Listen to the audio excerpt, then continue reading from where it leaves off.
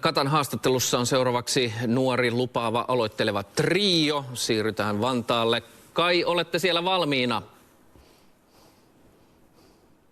No täällä ollaan valmiina. Meillä on tosiaan haastattelussa nyt viime vuoden Ruotsin Euroviisu-edustaja Kai. Hei, mitäs teille kuuluu, varsinkin nyt musiikillisesti tällä hetkellä? Kuuluu hyvin kyllä, kiitos. Joo, on ollut hyvä kevät. Päästiin olla mukana siinä UMK:ssa tekemällä 1, 2, 3 traumaa ja sitten kans niinku väliaika show siinä Melodifestivaalissa. Se on ollut niinku paljon tekemistä nyt täällä keväällä, mutta on ollut niinku tosi ihanaa ja on saanut niinku paljon hyviä, että ihmiset on tykkännyt tästä niinku meidän hommista kanssa. Se on ollut tosi kiva. Joo, teiltä nähtiin tosiaan UMK:ssa tämä esitys, missä vähän vitsailitte itse ironisesti tälle Euroviisumatkalle ja puhuitte tällaisesta traumasta, niin mistä idea tähän esitykseen sitten lähti? Siis tosielämästä.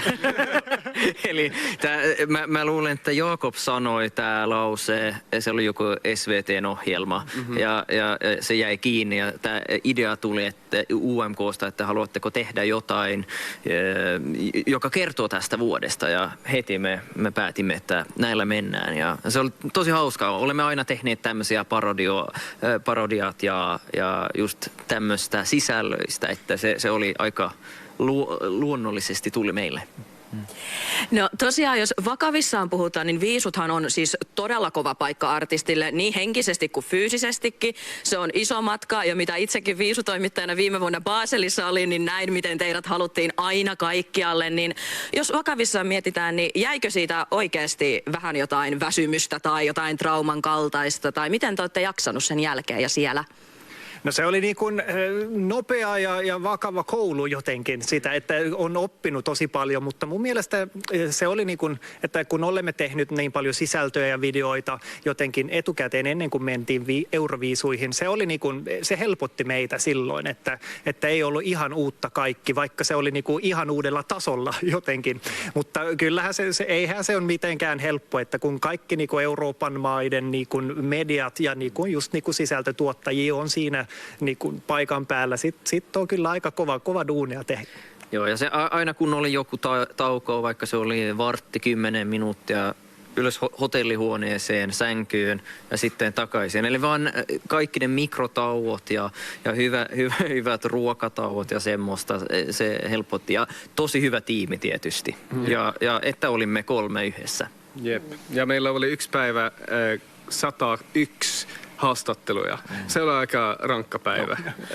Mutta se oli myös niinku mukava, että Kääriä kertoi meille niinku paras vinkki, että omat eväät mukaan. Ja se oli niinku tärkeä ja sitä niinku, se helpotti niin paljon. Ja hei, Linda Lampenius ja Pete Parkkonen edustaa Suomea tänä vuonna, niin nyt vinkki tuli jo, että omat eväät. Onko muita vinkkejä meidän edustajille tälle vuodelle? Mitä kannattaa ottaa huomioon? On hyvä tehdä paljon haastatteluja, ei pitää tehdä kaikki. Me yritimme ja me emme voitti. Mutta mun mielestä just kans kun viulu tulee mukaan, että hyvä sisältö niin kun löytyy sieltä. Ja se on kans niin kun hyvä mun mielestä miettiä vähän etukäteen, että kun on niin monta eri niin kun, semmosia niin kun asioita ja niin kun, mediatilaisuuksia, se, että jos on jotain niin kun erilaista, mitä voi niin kun näyttää, sitten on tosi hyvä. Ja siinä mä uskon, että viulu on tosi hyvä. No hei, te olette varmaan ehtineet kuulemaan tämän Peten ja Lindan kappaleen, niin mitä mieltä olette siitä? Onko hyvä edustaja tänä vuonna? Voitetaanko? Joo, mä luulen, että voitto on tulossa. Jep, tää on Suomen vuosi. Joo. Jep. Ja se on aina vaan, mikä ei niin paljastaa etukäteen nämä muotot. Katsotaan mitä tulee, mutta mä uskon, että tämä on Suomen vuosi. No Ruotsia puolestaan edustaa tänä vuonna Felicia Eriksson kappaleella My System. Ja mä huomasin, että olitte eilen julkaissut Instagramiin, oli aprillipäivä, toki julkaisitte tällaiset, että tekisitte ruotsinkielisen version, mutta siellä kommenteissa veikkailette, että onko tämä nyt pila vai ei, niin nyt suorassa lähetyksessä paljastatteko, että onko tulossa ruotsinkielinen versio Ruotsin edustuspiisistä vai ei? Pitäisi katsoa. Se oli aika kiva. Joo. Se oli April Fools, mutta Oli hauska kyllä. Joo, idea oli hyvä. Niin sanotusti, kun 1, 2, 3 trauma, se voi kasvaa. Joo, se syntyy niin luonnollisesti kanssa. Katsotaan. Ikinä ei tiedä. Te esiinnytte tosiaan Vöyrin murteilla, mikä on aika pieni murre, jos näin voi sanoa. Ja nyt Melodifestivaalina esititte tämmöisen Sikermän tällaista legendaarisista mellobiiseistä. Niin millaista palautetta te saatte teidän murteista, kun te laulatte sillä?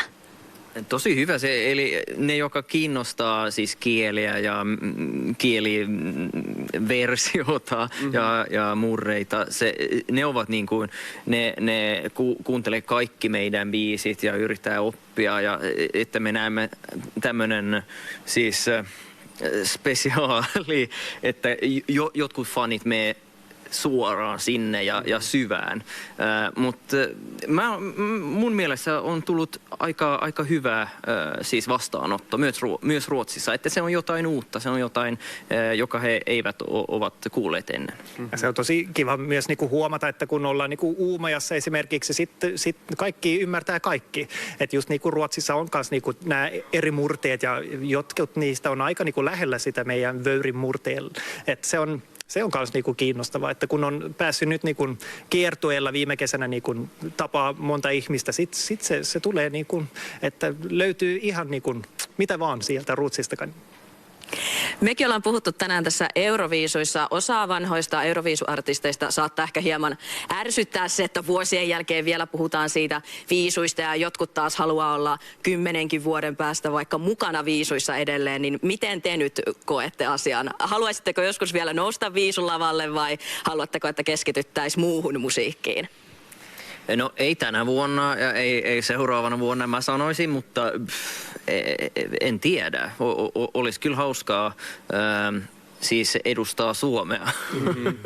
Yes, jos meillä on the right song, sitten voi olla.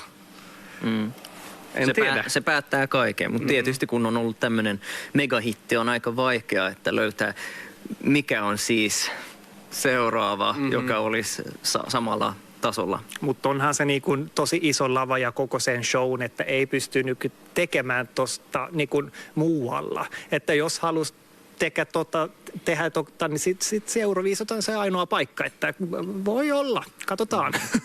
Jätetään tämä siis vielä mysteeriksi. Kiitos paljon Kai tästä haastattelussa.